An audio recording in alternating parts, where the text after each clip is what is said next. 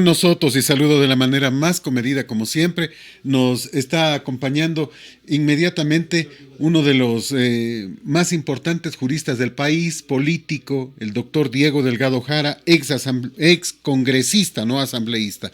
Y siempre es un placer poder saludarle, doctor.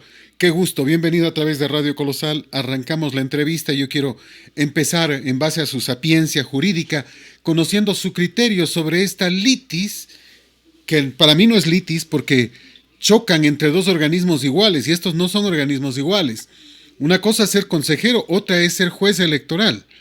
Si no estoy equivocado, el Tribunal Contencioso Electoral es el tribunal de última instancia y las decisiones que ellos toman tienen que acatarse. No puede alguien alegar de que yo no acato y yo soy la máxima autoridad y por lo tanto que dirima la Corte Constitucional. ¿Cuál es su criterio sobre este tema? Bienvenido a Radio Colosal. Como siempre, un placer poder escucharle.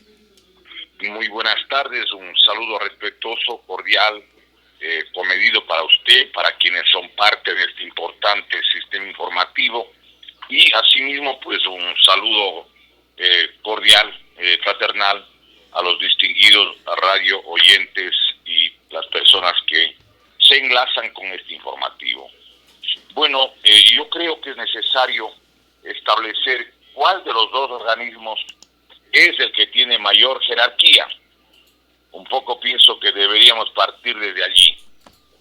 Y claro, el Consejo Nacional Electoral es un organismo muy importante, es prácticamente el que tiene ahora lo que se llama, diríamos, una especie de poder gigantesco que nadie le puede de ninguna manera interferir. Un poco es lo que señala la Constitución, pero es necesario también reparar de que existe, digamos, un organismo que tiene mayor posibilidad o mayor atribución, mayor jerarquía jurídica. A ver, eso está determinado en el artículo 220 y 221 de la Constitución de la República. ¿Qué es lo que dice? El Tribunal Contencioso Electoral, dice, se conformará por 5 miembros principales, dice, sus funciones por 6 años. El Tribunal Contencioso Electoral se renovará parcialmente cada 3 años. 2 miembros en la primera ocasión, 3 en la segunda y así sucesivamente. Existirán miembros suplentes que se renovarán de igual forma que los principales. Y allí dice en el artículo 221, establece con precisión, el Tribunal Contencioso Electoral, dice, tendrá además de las funciones que determina la ley lo siguiente: conocer y resolver los recursos electorales contra los actos del Consejo Nacional Electoral. Es decir, no tiene jerarquía. No es cierto lo que dicen determinados comunicación audiovisual y la prensa escrita, en el que de dos entidades de igual valor de jerarquía jurídica. No, señores. El artículo 221 determina en su numeral primero que el Tribunal Contencioso Electoral, dice, entre las atribuciones, tiene conocer y resolver los recursos, o sea, las apelaciones, las reclamaciones electorales contra los actos del Consejo Nacional Electoral, y los organismos desconcentrados y los asuntos litigiosos de las organizaciones políticas. Es decir, es un organismo jurídicamente equivalente a la Corte Suprema anterior o Corte Nacional, como se llama en el campo jurídico. Y vale la pena indicar un segundo numeral del artículo 221 que dice, entre las atribuciones, sancionar por incumplimiento de las normas sobre financiamiento, propaganda, gasto electoral y en general por vulneraciones de normas electorales. Por lo tanto, aquí no cabe la menor duda. La resolución que tomó el Consejo Nacional fue apelada, y al ser apelada, lo que decida el contencioso electoral tiene mayor valor. No hay que confundirse. Lo que pasa pasa es que para salirse por la tangente, los 4 de los 5 miembros del Consejo Nacional Electoral, ellos dicen que resuelva el Consejo Constitucional para ver quién. No hay tal posibilidad. Eso solo pasa, resuelve la Corte Constitucional cuando son 2 organismos iguales en jerarquía, ¿no? Eso dice la ley. Bueno, pero eventualmente, por ejemplo, un juez que cree norma jurídica que podría resultar, si bien está en la ley, de carácter institucional, resuelva o que le resuelva jurídicamente el camino la Corte Constitucional, y en tal caso tiene 45 días para resolver. También es algo que puede manejar, resolver la Corte Constitucional. Ahora, es importante de que también reparemos que justamente la atribución que tiene el Consejo Nacional Electoral es muy importante. Pero además de eso, vale la pena recordar, y lo hemos discutido aquí en la radio, hemos conversado, el Consejo Nacional Electoral está defectuosamente constituido, porque 2 de los 5 miembros del 40% constitucional, y el ingeniero electrónico José Ricardo Cabrera Zurita, ellos eran parte del Consejo Nacional inmediatamente anterior, que lo presidía el doctor Gustavo Vega, y parte del actual, y expresamente lo prohíbe el artículo 210, inciso 3. Doctor, sí. El día de ayer conversé con Arturo Torres y le pregunté sobre esto, le insistí sobre el tema, y me dijo que lo sabía, pero que eso no fue una decisión del señor Trujillo, de Julio César Trujillo. Más allá de cualquier decisión no se puede vulnerar la ley, ¿no? A ver, la resolución tomó el Consejo de Participación Ciudadana y Control Social.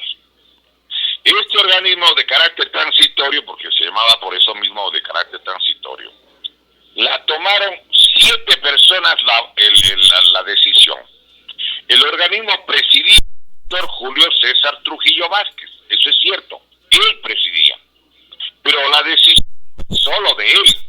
Lo que pasa es que vale la pena recordar, y vale de una vez desmitificar algunas cosas. En el Consejo de Participación Ciudadana y Control Social, a mi modo de ver, había allí una composición especial en función de los partidos, movimientos que eran parte del acuerdo con Lenín Moreno. Recordemos que allí había gente que todo el tiempo columnista del diario El Teléfono a favor de Rafael Correa. Me refiero, por ejemplo, a las opiniones, a los criterios que tenía, y por eso yo lo he ubicado como que era allí simpatizante al correísmo, el doctor Javier Zavala. Claro. Correcta. Así es. 1, 2. Allí estaba, recuerde usted, el hijo del presidente del Tribunal Supremo Electoral cuando ganó la presidencia, el ingeniero Febres Cordero, y era cuota del acuerdo social cristiano Partido Liberal, el doctor Eustorgio Mendoza Cubillo. No estaba Eustorgio Mendoza, estaba el hijo de él, que entiendo tiene unas simpatías y afinidades ideológicas, y él también era parte del Consejo de Participación Ciudadana y Control Social. Allí había una cuota de la izquierda democrática, o al menos cercana a la izquierda democrática, doña Miriam Félix, la doctora Miriam Félix, que era de una profesora o autoridad de una universidad de la provincia de Manabí. Allí se encontraban personas que también tenían alguna cercanía con Lenín Moreno. Por eso estaban ellos formando parte de este organismo. Al pueblo que les autorice descorreizar el Ecuador y que le apoye 7 preguntas que 7 veces sí, que era la consigna que alguna gente tenía. Dijeron, bueno, usted quiere descorreizar, vamos a darle gusto y vamos a votar para ver qué hace. Y cuando ya aprobaron la conformación del nuevo Consejo de Participación Ciudadana y Control Social transitorio, recordemos que se nombró a autoridades realidad es que la mayoría eran correístas o parte del acuerdo correísmo-Partido Social Cristiano. Es decir, y vamos a demostrarlo. Es decir, no se descorreizó nada, ¿no? Nada, absolutamente. Y yo que los reyes dicen en el fútbol, campeones palamague. A ver, vamos a demostrar. El señor Procurador General del Estado, mejor dicho, el pasado, asesor García Carrión, que era el procurador del señor, puesto por el señor economista Rafael Correa. Entiendo, yo lo he escuchado tanto a Eduardo Valencia como a Fernando Vicencio, que es favorable para que se construya lo que hasta ahora es la refinería, la del Aroma, en la provincia de Manabí, persona que entiendo pues tenía cercanía con el correísmo. Yo he ido algunas veces a la Corte Nacional Suprema, una de las personas que ponderaba las maravillas que había hecho el Consejo de la Judicatura, la de justamente Gustavo Yalc, era el doctor Íñigo Salvador, pues el actual procurador, aparecía en las pantallas de la televisión interna, en el sistema interno de televisión de todo el sistema jurisdiccional, porque uno se sentaba hasta que le toca el turno de los papeles. Pues. Entonces, él era cercano, a mi modo de ver, al correísmo. 1, 2. La persona que ganó el concurso para defensor público fue el doctor Jaime Santos Basantes, oriundo de la provincia de Chimborazo. Él gana el concurso, pero no le quiso ni César Trujillo ni gente del correísmo. ¿Por qué? Porque no era correísta. A él le sacan de un tribunal junto con otros 2 magistrados porque no quiso el preso y ordenar la prisión. Capitán, me parece que es el rasgo de que era la policía o la fuerza aérea. Este ciudadano, coronel, capitán, que era parte del complot del 30 de septiembre del 2010.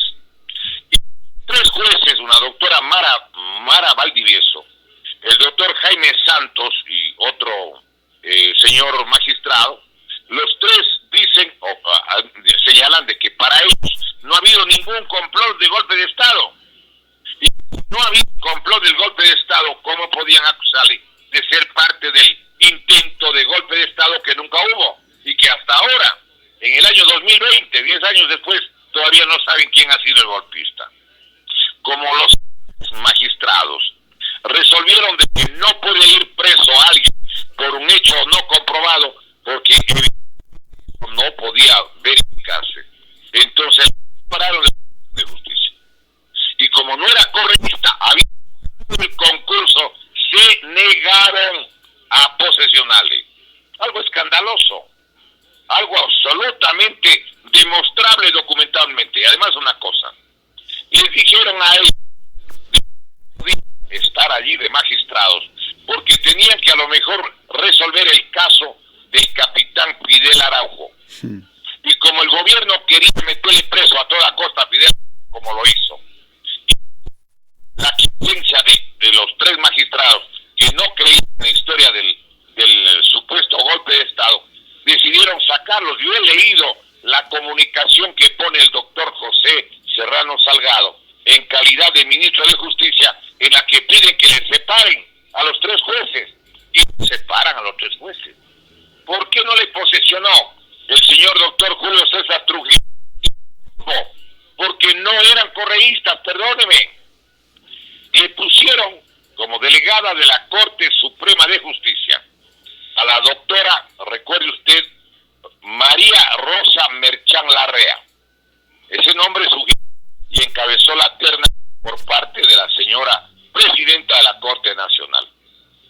Esta dama, que es oriunda de Cuenca, yo le conozco, una persona absolutamente idónea, le acusaron que supuestamente dejaba así de promedio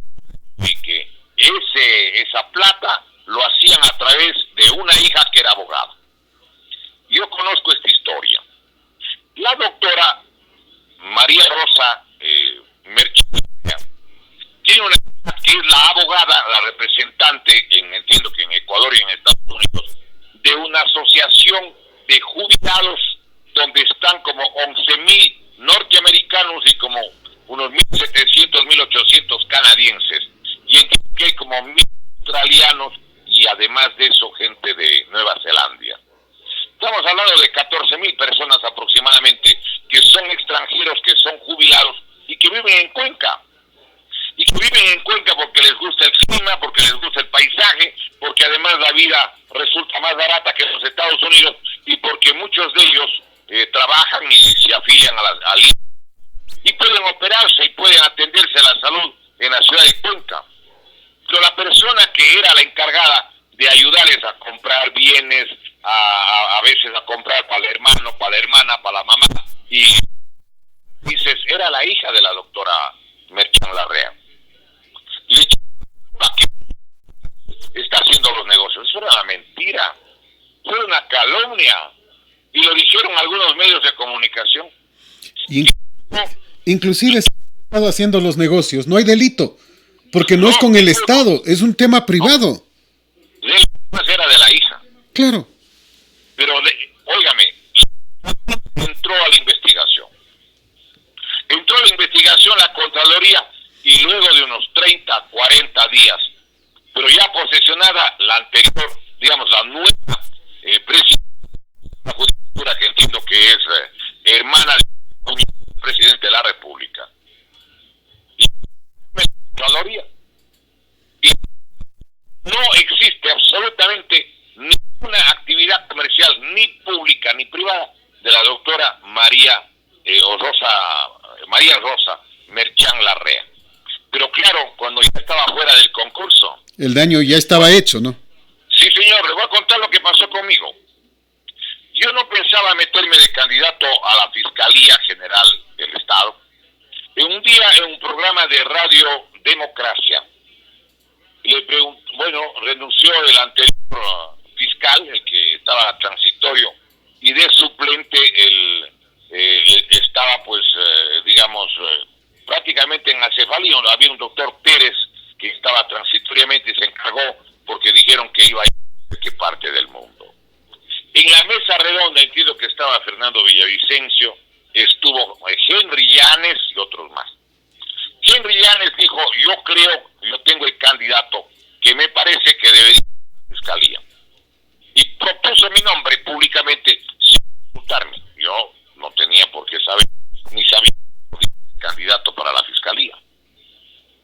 Y a la noche habría unas 12,000 o 14,000 personas apoyando esta posibilidad de que sea candidato a la Fiscalía General del Estado. Como alguna gente dijo, vea doctor, ya no critique solamente, ya no analice, ya no comente, entre y hágase cargo, porque realmente estos son unos malandrines y unos sabios de la maldad. Entonces yo en esa circunstancia decidí aceptar y presenté la documentación, todo completo.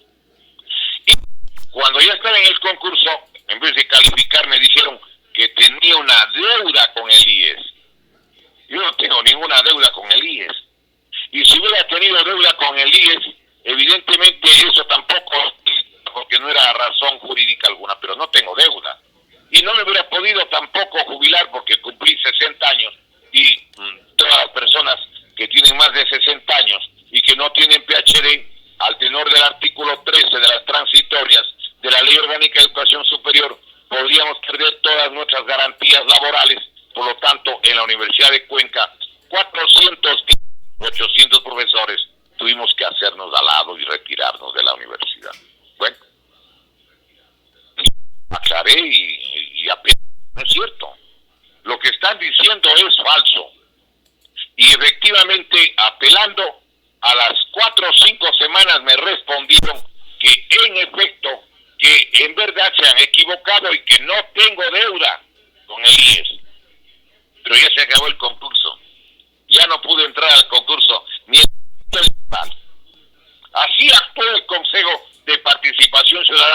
Social. Yo lo conozco de cerca porque yo estuve en ese concurso.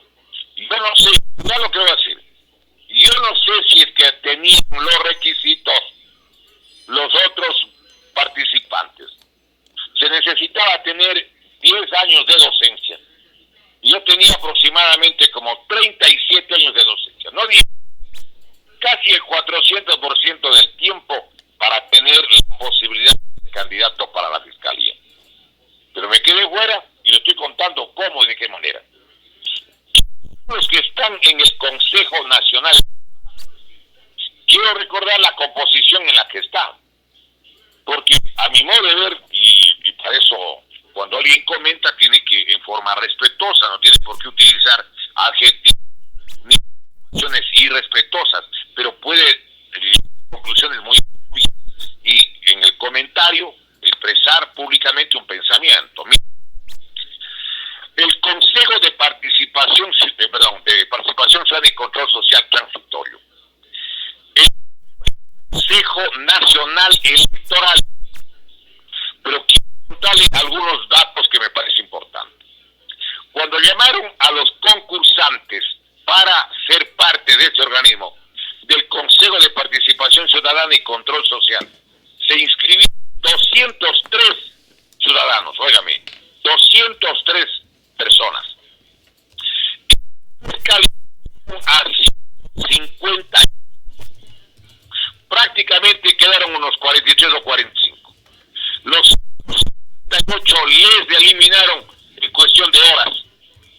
Hasta alguien le sacaron alegando de que fuera el nombre de quien le descalificaron al doctor Alfredo Luna Narváez porque era jubilado, lo que viola el artículo 11, numeral 2 de la Constitución de la República, el hecho que no debe haber descrito, el artículo 1, el 2, el 7 de la Declaración Universal de los Derechos Humanos, de la Igualdad ante la Ley, etcétera, etcétera. ¿Para qué mandaron sacando a 158? Porque mandaron sacando entre los 158 a todos los que no correístas. De los que quedaron, hicieron aparecer que el que ganó fue el sacerdote dominico Taitacura. El cura Tuárez. Tuárez, exactamente, el cura Tuárez. Nadie le conocía al cura Tuárez. Yo no sé cómo ganó. Es más, habían candidatos mucho más promocionados que para disimular dejaron 2 o 3 entre los 43 o 45. Doy los nombres. Uno de ellos era David Rosero, que fue parte del Consejo de Participación Ciudadana y Control Social no transitorio en la época de Correa, y que Correa siempre le atacó en la provincia de Imbabura, se ha de acordar usted. Claro. El otro vocal para ir al Consejo de Participación Ciudadana y Control Social, conocido en el país y es conocido, es el doctor Carlos Figueroa, que es el secretario de la Federación Médica del Ecuador y que firmó un texto indicando que haber autorizado la incursión militar en el hospital de la Policía Nacional es un delito que debe ser juzgado por la Corte Penal Internacional. Lo que es cierto, esa facultad existe en el artículo 5, 8 y 29 del Estatuto de Roma, aprobado el 17 de junio del año 1998. Firmaron, entre otras 3 personas, a las que les persiguió Correa. Uno, Fernando Villavicencio, el otro era Clever Jiménez, que es hoy el prefecto de la provincia de Zamora Chinchipe, y el otro era este médico que recordemos, a la mamá, que falleció con un problema oncológico en Quito. A verle a la mamá, oiga, porque se había muerto. Y preso, acuérdese usted que a Carlos Figueroa le puso preso al médico secretario de la Federación Médica del Ecuador. Le estaban esperando al lado del cadáver del que llegara para encarcelarlo. Y pienso que también tenía simpatía social importante. Pero ellos no quedaron. El uno creo que quedó suplente ahí. Alan Molestina, el contraalmirante. También quedó fuera. Imagínese usted. Claro. ¿Quién cree eso? Por eso, o sea, a mi modo de ver, allí decidieron acomodar los resultados. Y siempre han hecho eso y le puedo demostrar. Mire usted, quiero hacerle un señalamiento adicional. El Consejo de organismo que tiene 5 miembros. A ver, uno es la ingeniera comercial Diana Tamaín, que fue asambleísta de Pachacuti por la provincia de Morona, Santiago. 1. 2. Le ponen a otra persona que laboraba, coordinaba y se identificaba con Correa, la doctora Estela Acero, que fue asambleísta por la provincia de Cotopaxi. Están 2 de los 5.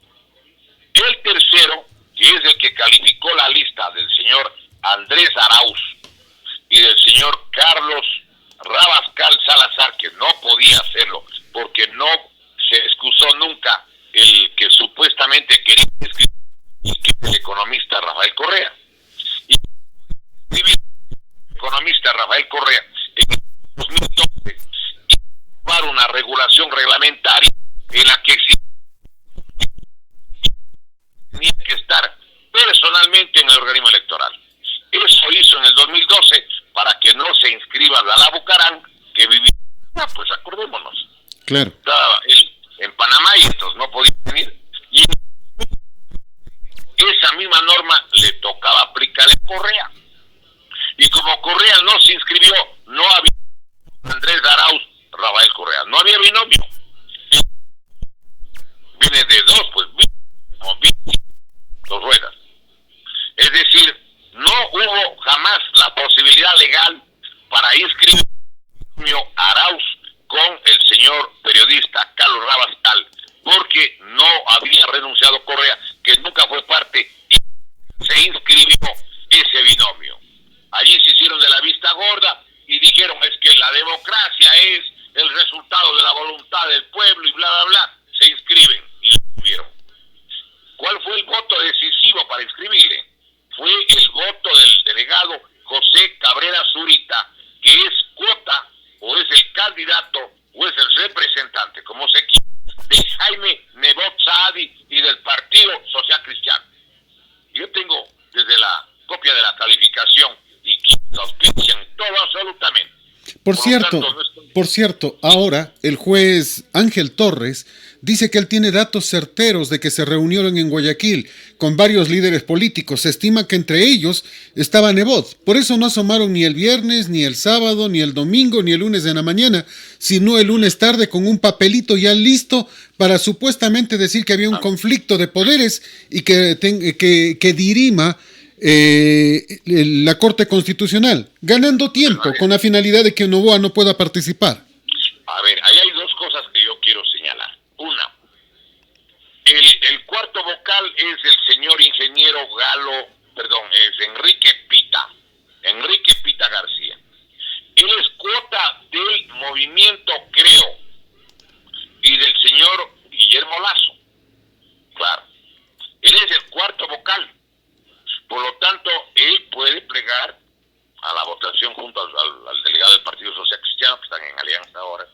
Por eso digo, el Partido Social Cristiano tiene 2 candidatos. El candidato número 1, a mi modo de ver, que es Arauz, y el candidato abierto, sí, es Guillermo Lazo. Porque sin el voto de José Cabrera Zurita, jamás le podían calificar a Andrés Arauz. Andrés Arauz fue calificado con 3 votos. Los 2 votos correístas, a Tamaín, 1, la doctora, Estela 02, y el tercer voto, el voto decisivo, el voto de la mayoría, el voto de la calificación, es el delegado de Jaime Nebot y del Partido Social Cristiano, ingeniero electrónico José Cabrera Zurita, que en años anteriores era asesor en lo que es el manejo electrónico de las actividades del organismo electoral mayor del Ecuador. Es que no nos tenemos por dónde extraviar, no tenemos por qué, no hacer una relación exacta de las cosas. Y les podemos demostrar, y tenemos los recortes de prensa y una cantidad de cosas. Por lo tanto, ese es el cuarto vocal, Enrique Pita García. Pero hay un quinto voto, pues.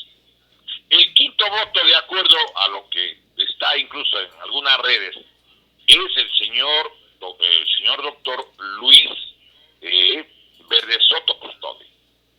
Él aparece auspiciado por la Junta Cívica de Guayaquil. La Junta Cívica de Guayaquil, todo el mundo sabe que tiene relaciones de cercanía con quién, con las autoridades socialcristianas del Guayas. Clarísimo.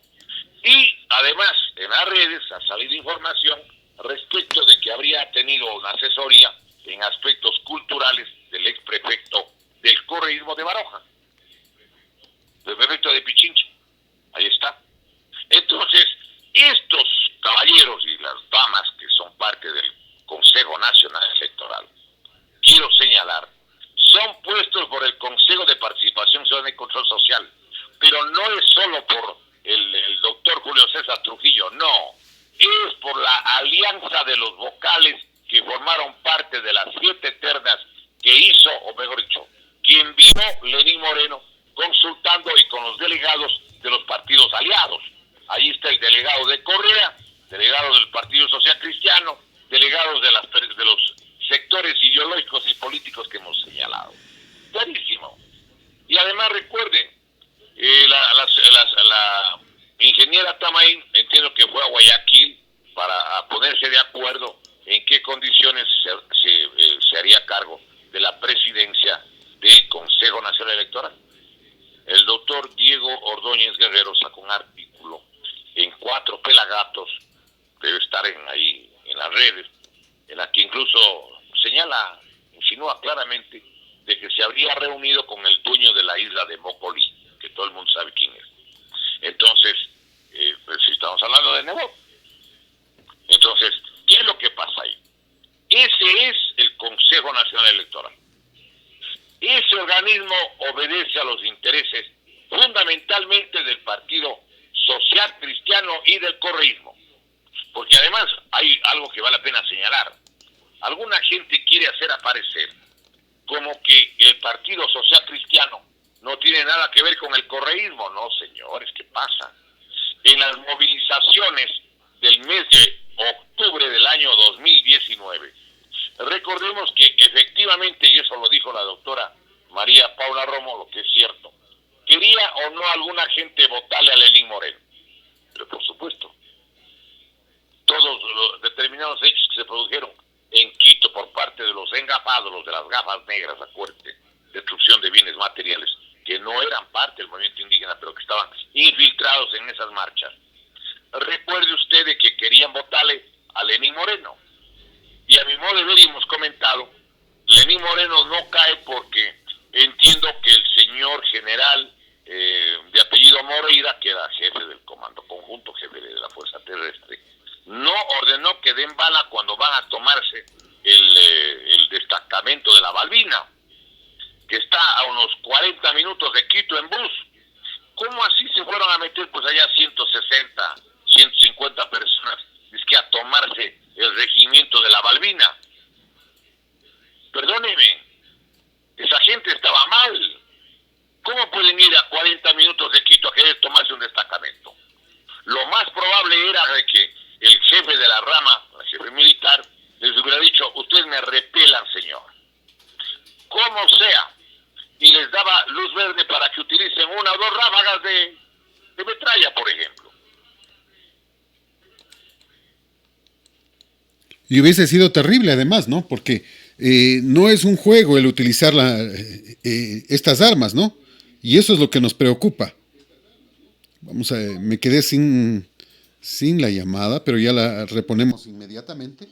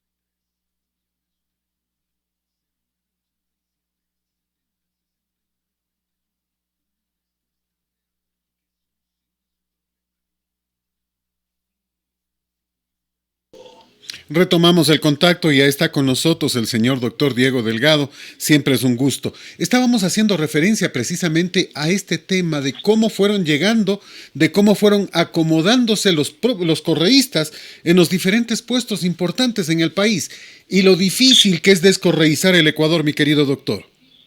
Bueno, es que no se puede descorreizar cuando los correístas siguen dirigiendo el Ecuador, pues.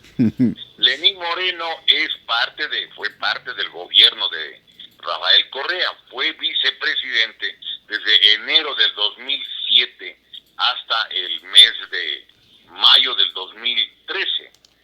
Entonces, él era el vicepresidente.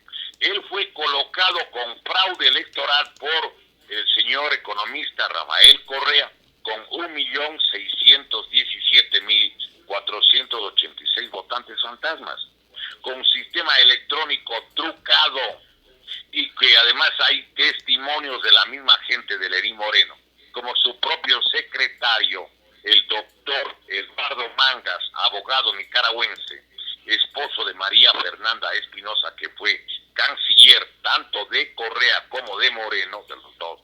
Recuerde que justamente este doctor Eduardo Mangas, en una declaración que está en las redes también, en Cuenca, en el mes de noviembre del año 2017, esta grabación de los correístas, él reconoce que Lenín Moreno no ganó ni la primera ni la segunda vuelta. Entonces, este tipo de cosas vale la pena señalar. No es que los correístas no están gobernando.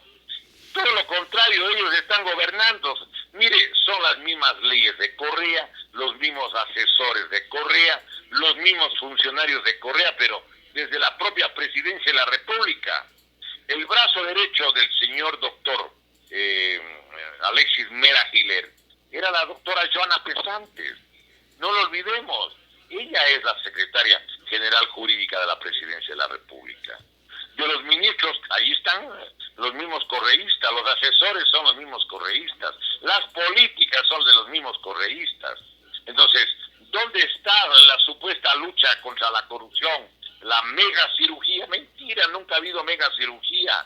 Si alguna vez existió, aunque sea en la imaginación, el bisturí o el quirófano, ya se fueron llevando, porque es evidente pues que es un hecho inocultable de que son los reyes para la magia, para evaporar las cosas.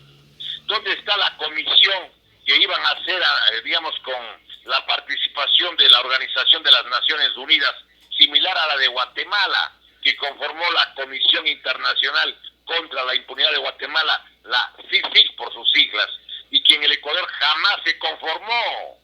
Aquí es pura mentira, pura falsedad, puro show, en la que el uno le dice al otro una cantidad de cosas, pero a 10, 12 o 13.000 kilómetros de distancia. Por favor, ¿dónde está un solo juicio de peculado contra Correa por las cosas grandes? Pues, por ejemplo, ¿por qué no hay un juicio, recuerde usted, de lo que significa la construcción de la refinería o la repotenciación, como llaman, de la refinería de Esmeraldas? Recordemos que la empresa japonesa que construyó ofreció repotenciar en 187 millones de dólares. Y recordemos que hasta el mes de diciembre del 2016 ya tenían gastado 2.369 millones, 2.122 millones adicionales, y no hay juicio de peculado, no hay juicio de nada, porque las autoridades que puso el Consejo de Participación Ciudadana y Control Social eran parte del acuerdo, del entendimiento, del sostenimiento, pues perdóneme. El nuevo ministro, el ministro actual, y ya está hablando de una repotenciación, de que ya van a hacerla, de que como está la refinería no funciona y que otros 2.400 millones se van a necesitar, pues. Y dicen además de que van a entregar por 20 años, el 2020 al 2045. ¿Y para qué dice que van a hacer la repotenciación? Para que nadie fiscalice, nadie controle, nadie verifique la calidad de los implementos que han utilizado en la supuesta repotenciación. Se están encubriendo unos a otros. Esto es un show, esto es un sainete que atenta a lo que significan los intereses nacionales. ¿Dónde está el juicio? Óigame, perdóname, de la refinería invisible, pues. Gastaron 1.507 millones y otros dicen que fueron 1.528 millones de dólares en la construcción de la refinería del Pacífico, ubicada en el Aromo, en la provincia de Manabí. No existe. Eso es una falacia. Y hay 96 hectáreas que han aplanado el terreno donde aterrizaban las avionetas que llegaban, entiendo, pues con polvo blanco, que no era pues, además harina de maíz o maicena. No. Con otras cosas, pues perdóneme. Y entiendo que llegaba y salía también avionetas con plata. Pues ¿qué pasa? Para eso tenían la refinería del Aromo y ahora están entregando también disque para que una empresa española y con sus aliadas ponga disque paneles solares para decir que ese es el uso formidable que están dando y creativo al negociado tremendo de los 1.528 y otros que dicen 1.507 millones, de los cuales solo en estudios le dieron a una empresa de Corea del Sur más de 500 millones de dólares, y que mucha gente puede suponer que de esos 500 millones se repartieron bajo la mesa.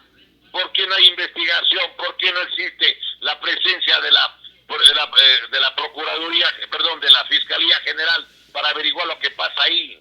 ¿Por qué no existe el juicio de peculado de una obra que valía 93 millones de dólares en el año 2003? Recuerde usted que era poner bajo tierra el gas que estaba acoderado en 2 buques al lado de la isla de Puná. Es justamente el proyecto Chorrillos Monteverde, y que en el 2015, cuando inauguró Correa, dijo que ha costado no los 93 millones, que ha costado 600 millones de dólares, 3 millones de dólares, y no pasa nada, no hay juicio de peculado, todo es mentira, todo es show. Perdóneme, doctor, esto es lo que el Ecuador no conoce. ¿Cómo evitamos que nos tomen el pelo? ¿Cómo evitamos que la gente vuelva nuevamente a caer en manos de estos farsantes? Analicemos un poco las propuestas electorales. Hay un candidato que dice que va a hacer minería alternativa y que va a sacar oro de los celulares. Vea, en un celular no está ni una pequeñísima fracción de 1 gramo de oro. Entonces necesitarían, pues no sé, entiendo, unos 5.000 millones o 500 millones de celulares para sacar unas 5 libras. Realmente no tiene lógica eso, no es una propuesta seria.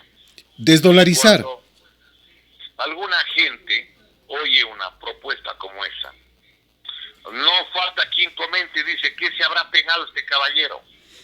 Se habrá pegado a lo mejor de la mala, como dicen, de la punto rojo, la caleña, en determinados estratos. Porque claro, no tiene lógica, por eso la gente dice, ¿qué habrá fumado? Que quiere dar $1,000 a 1 millón de personas la primera semana de que lo elijan. Bueno, pero eso tiene una razón de ser. Hay gente angustiada, desesperada, que no tiene trabajo y le ofrecen $1,000 para 1 millón de personas. ¿De dónde va a sacar? Perdóneme. Es una grosera mentira, es una falsedad notoria. Discúlpeme. ¿Cómo puede sacar $1,000 para dar a 1 millón de personas o 1 millón de familias? Van a endeudarle al país, pero todo prestamista se asegura de cómo recupera la plata que presta, pues. Por eso el Fondo Monetario y el Banco Mundial prestan y dice, pero me tienen que subir ustedes de 12 al 15 el IVA. Me tienen que bajar en el presupuesto del Estado 3.000 millones en gastos que tienen que servir para deuda. Y tienen que poner tributos de 2.000 millones para que de alguna manera una parte del dinero que nos entrega sea cubierto por el dinero de los nuevos impuestos. El otro candidato dice que va a vender barriles de agua. A ver, realmente allí habría que analizar cómo o por qué lo dice. A ver, yo creo que es necesario entender una cosa. Una formulación planteada con simpleza puede a veces ser malentendida, pero claro, es lo que la gente escucha, porque claro, ahí hay una cosa que vale la pena indicar. A ver, las guerras del futuro. Del futuro. La tierra y el agua. Del futuro, no del futuro, exacto. Del futuro.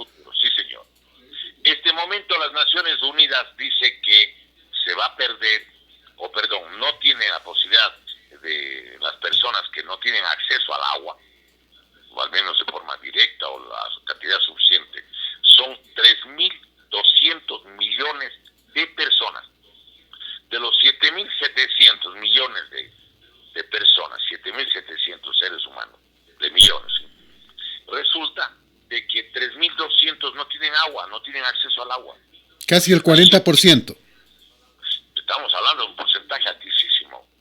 Ahora, las guerras del futuro van a ser por el agua, por eso es una irresponsabilidad no tener fuerzas armadas debidamente incluidas para las nuevas condiciones de los nuevos tiempos. Pero estamos apreciando de que para matar a la gente ahora utilizan virus y bacterias.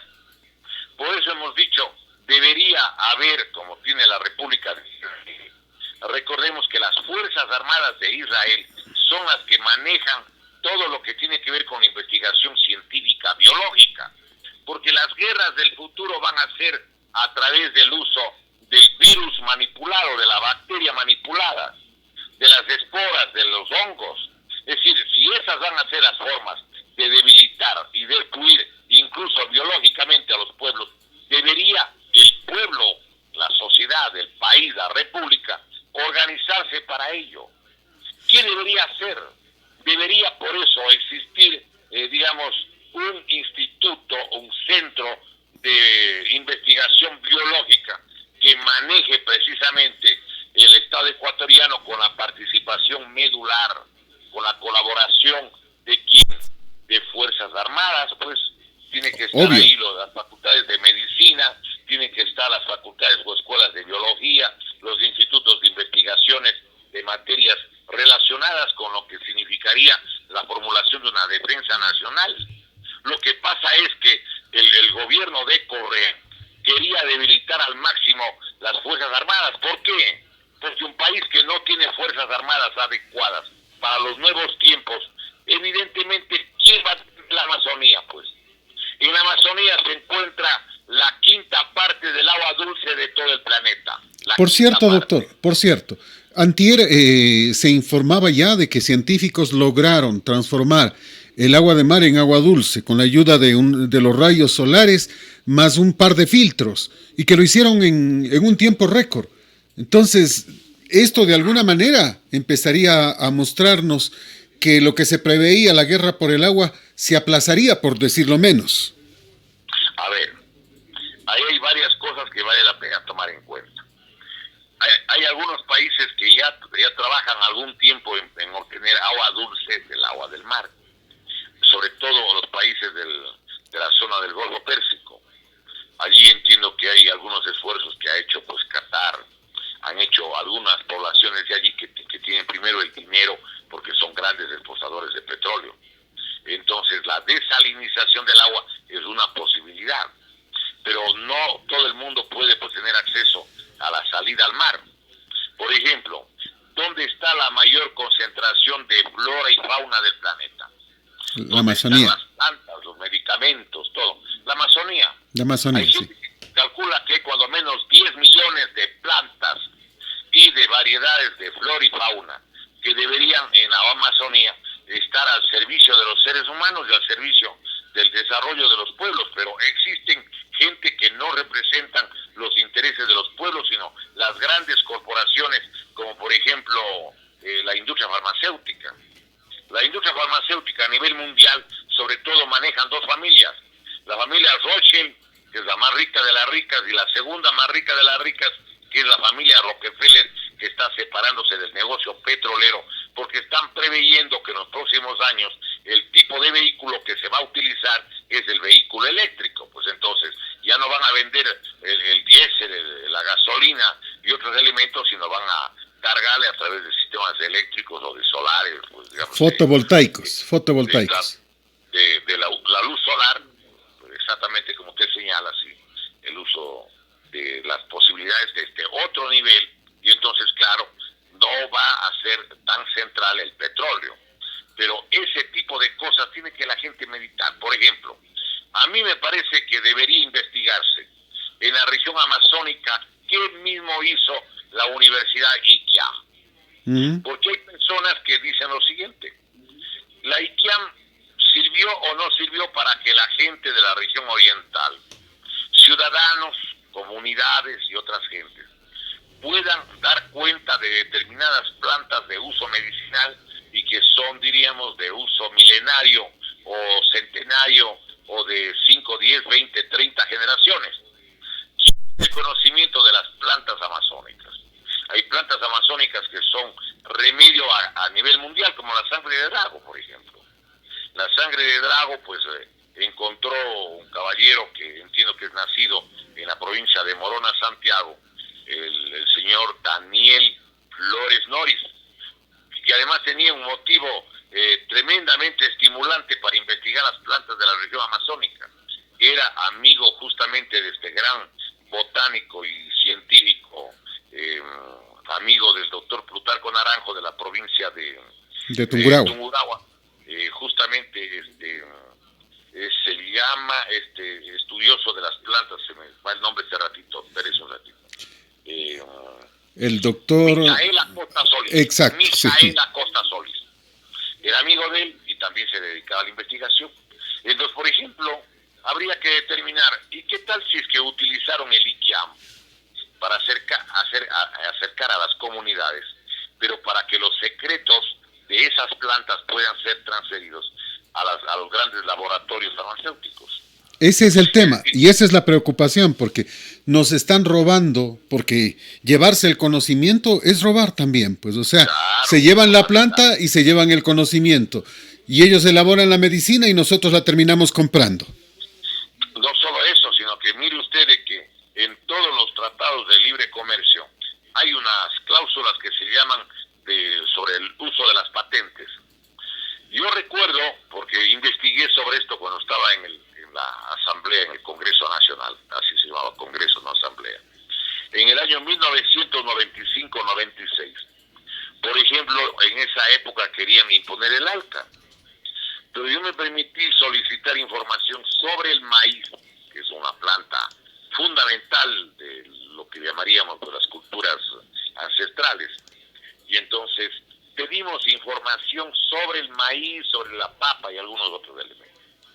En el caso, por ejemplo, del maíz, habían como 127 variedades de maíz que estaban ya patentadas en los Estados Unidos. Y por lo tanto, sea el Perú, el Ecuador, Bolivia, que quiera utilizar ese tipo de maíz para hacer mote, para hacer como choclo tamal, etcétera, etcétera, tenían que pagar a los dueños de las patentes, que eran ciudadanos norteamericanos, algunos de ellos residentes en el estado de California. Nosotros investigamos sobre esto. Y entonces yo me hago una pregunta, a ver, un país que no tenga fuerzas armadas patrióticas bien formadas y muy claras del papel de protección a su sociedad, evidentemente no está cumpliendo sus papeles o su función histórica.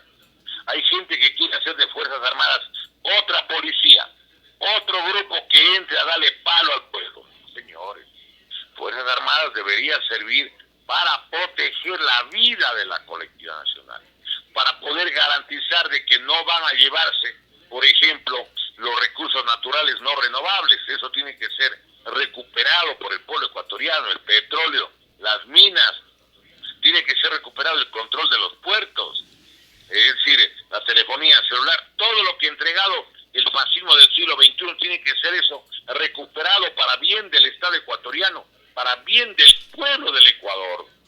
Entonces, en esa perspectiva, yo creo que resulta pues fundamental, ¿sí?, que existan las propuestas, señores, muy bien. ¿Y qué dicen los candidatos? ¿Qué proponen los candidatos respecto a estas, diríamos, realidades? Porque son realidades que tienen que ser adecuadamente canalizadas. ¿Qué van a hacer respecto al petróleo? ¿Qué van a hacer respecto, por ejemplo, a lo que tiene que ver con digamos, otros recursos naturales en otro país? Pues eso es lo que la gente quiere oír.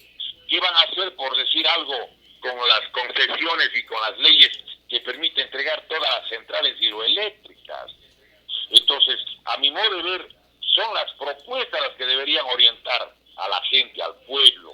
Por ejemplo, ¿qué van a hacer en torno a recuperar los 70,000 millones de dólares que se llevaron durante el correísmo y que debe ser una cantidad también significativa en el gobierno de Moreno. No nos vengan aquí a querer conjugar a decir que aquí no ha pasado nada. No, señores. ¿Dónde y de qué manera van a recuperar los 27,659 millones de dólares que debería estar en el IES y que, de acuerdo a la denuncia del propio exgerente general del Banco del IES, en vez de haber 48,000 millones, que es el monto que debería tener el IES, resulta que él mismo reconoce y dice: deberíamos tener 48,000, pero estamos solamente con 20,341 millones. Es decir, no existe una explicación convincente de dónde y por qué y cómo es que se ha evaporado 27,659 millones de dólares. Óigame, 27,659 millones de dólares. Es una locura. Es terrible, es terrible, es mucha plata. Esa es la pregunta. Por eso, es decir, en vez de estar señalando yo voy a sacar el oro, no sé, pues hasta de las piezas dentales, o voy a sacar el oro de los teléfonos celulares, es evidente lo otro. Pues, señores, ¿qué van a hacer sobre los 70,000 millones de dólares que se evaporaron en el correísmo? Estamos hablando de 2 presupuestos íntegros y un poco más del Estado ecuatoriano. Estamos hablando de 10 veces los 7,000 millones que pedía el presidente Donald Trump para hacer un muro entre Estados Unidos y México. Estamos hablando de 13.3 veces los 5,250 millones de dólares, que es lo que se señala costó la ampliación, la construcción en definitiva prácticamente de un nuevo canal de Panamá para que pasen los buques Panamax, donde cada buque lleva 21,000 containers. Óigame, para ampliar, para ensanchar el canal de Panamá, resulta que gastan 5,250. Y aquí en el Ecuador se roban, se desaparece, se evapora la cantidad de 13.3 veces esos 5,250 millones de dólares. Señores, ¿qué dicen los candidatos? ¿Qué hablan los candidatos? ¿Cuáles son las propuestas? En el Ecuador hay una desocupación gigantesca. El origen de la delincuencia, el origen de 6 males sociales es la falta de trabajo. La delincuencia es una consecuencia, la raíz de lo que significa el robo. Hay un estudio desde la década del 70 de Jorge Hugo Rengel y un libro que se llama La concepción sociológica del delito.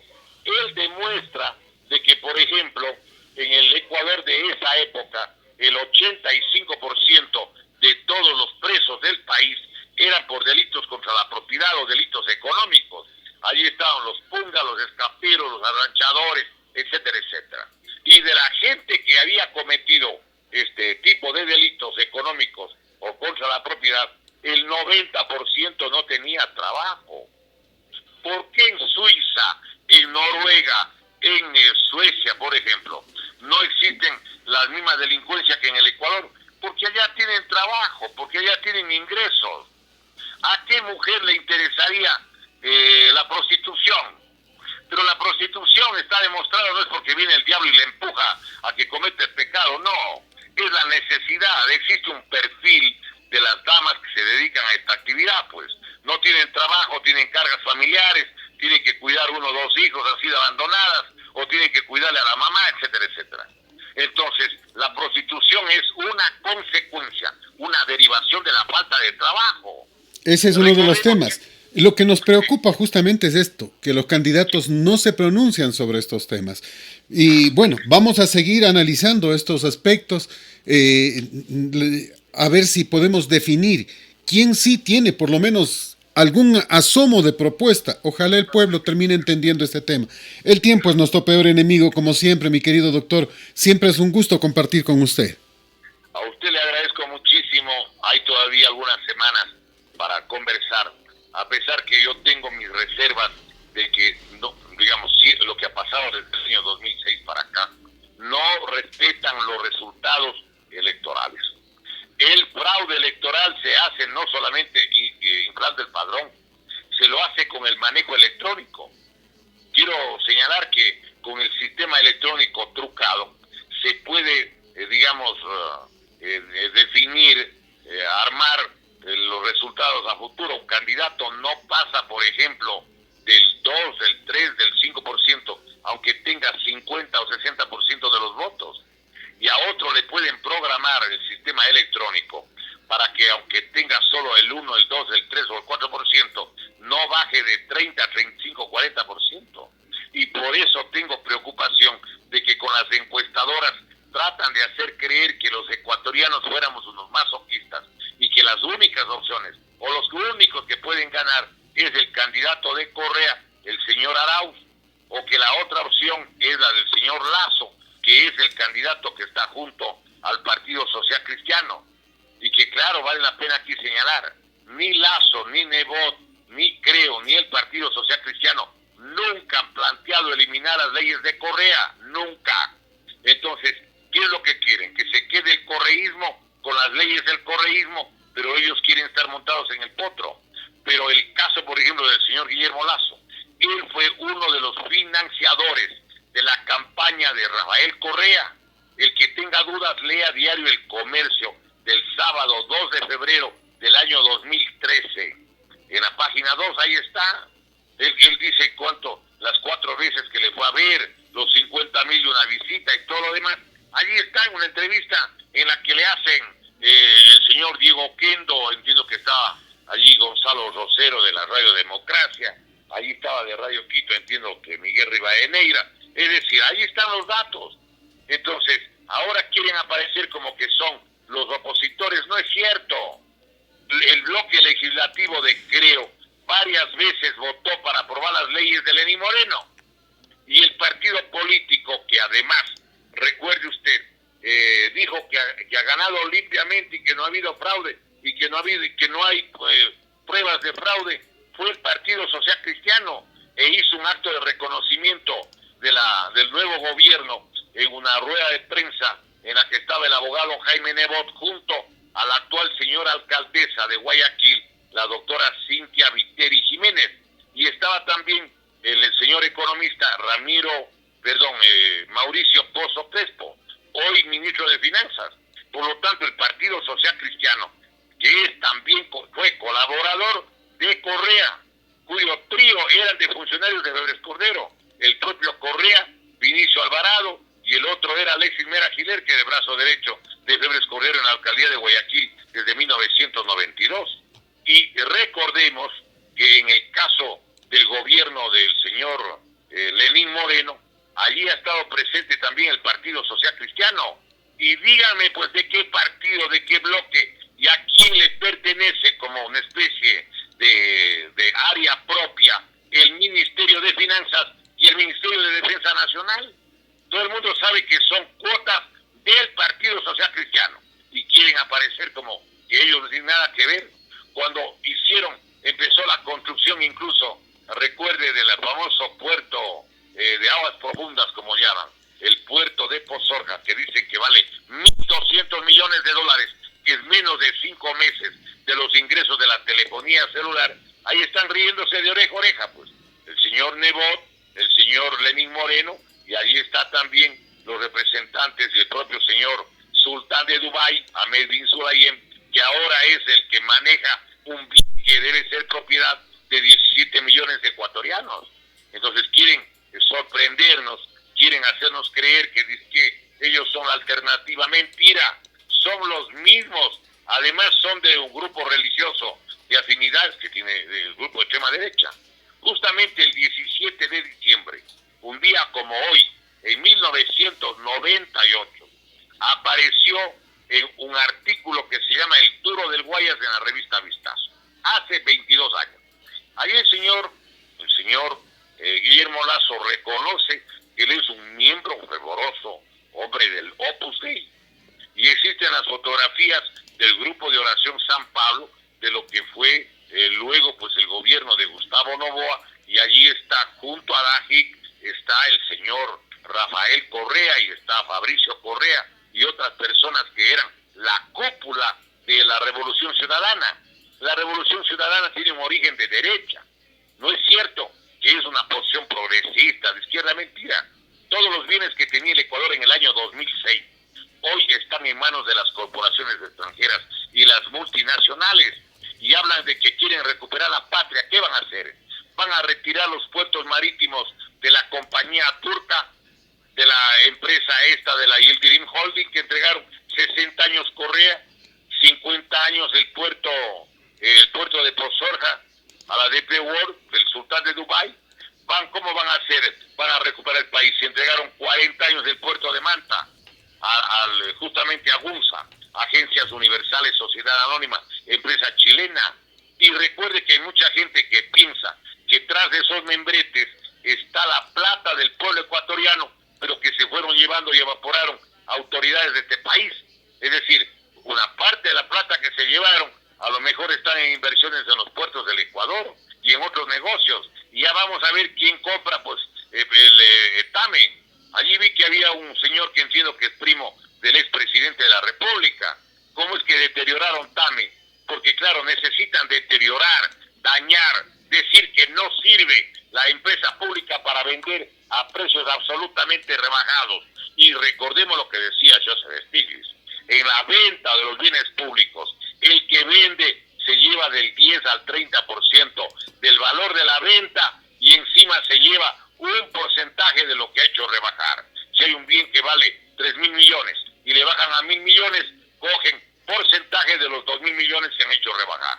Por eso es que la pelea por la presidencia es la pelea no para recuperar el patrimonio social y nacional, no, es para seguir vendiendo, destinando, saqueando, llevándose, cometer estos actos de pillaje en contra de nuestro pueblo, en contra de la patria ecuatoriana. Bueno, perdone que me extendí un minuto, señor, o unos minutos, señor periodista, pero hay ideas que no deberíamos dejar ahí, pues sencillamente de manera inconclusa. Mi querido doctor, siempre un placer, un gusto poder compartir con usted. Hasta el próximo día jueves. Le agradezco muchísimo a usted y a quienes son parte del sistema informativo, y agradezco a las personas que nos han acompañado y nos han dispensado con su atención. Gracias y Dios mediante hasta la próxima semana. Este es colosal, la que sí le dice la verdad.